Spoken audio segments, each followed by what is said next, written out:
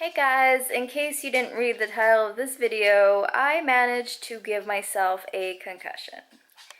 Yep, and that's why I'm filming this video right now on my couch with wet hair and barely any makeup on because I'm not supposed to be looking at a screen for a very long time, so this is gonna be a one-take wonder, I hope. Sorry if I ramble, sorry if it doesn't make sense. I'm gonna try and talk very briefly, but I felt like making something for you guys because I didn't really post on social media except for maybe Snapchat. So I wanted to let you guys know that I'm okay, but this is the best I can do.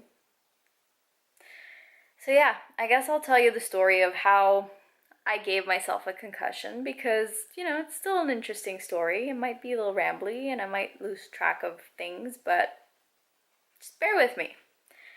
So of course, the story starts at the gym. It was CrossFit class. We had just been snatching and wasn't doing particularly well. I felt kind of like a spaghetti, timing was a little off. I was a little tired. And so we move on to the portion of the workout that's the actual workout, the WOD. And we had to take our lifters off because we were doing rope climbs. So I'd just been lifting in lifters, which is my preference. And I switched to nanos and immediately was kind of like, ugh, I don't want to lift in nanos, but I'll do it because I have to. And didn't think of testing it out first. And I also put all the weight on my bar. I did the prescribed weight. Didn't even try it. I was like, yeah, it's fine, I can do it. And that was 65 pounds, which is not so bad. I mean, if it had been more weight, I probably would be a lot worse off. I don't know if you can tell, but there is some bruising, and there will be some more bruising.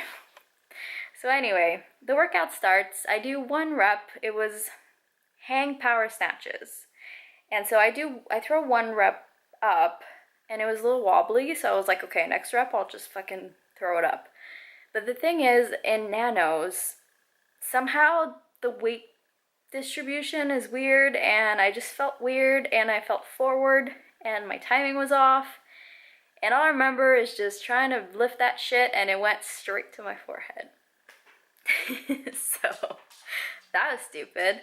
I threw it to the ground. I was like, fuck, fuck, fuck. And then I kept training. I just kept doing the workout because they were like overhead squats, which I don't know how I got the stability to do because right now you can't even ask me to walk a straight line.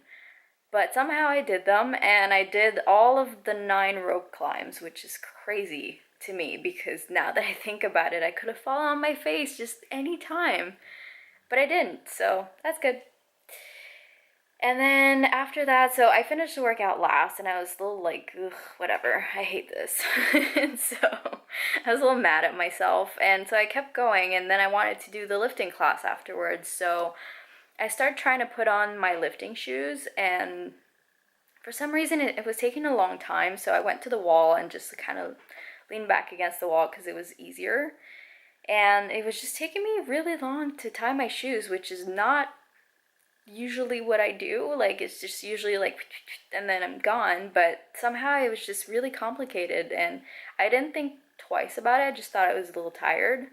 And so when I started lifting, then it became apparent that something was going on. And by that time, my head started throbbing too, because I had like a big bump here. And I think people started noticing also that I was getting a little spacey, and I could see some stars when I was lifting. So I was taking really long breaks, trying not to panic, and I was like, it's gonna be okay, it's gonna be okay, it's just a little bump on the head, it's gonna be fine. And because like 2 months before that, I hit myself in the head lifting, so it wasn't really that big of a problem then, so why would it be now?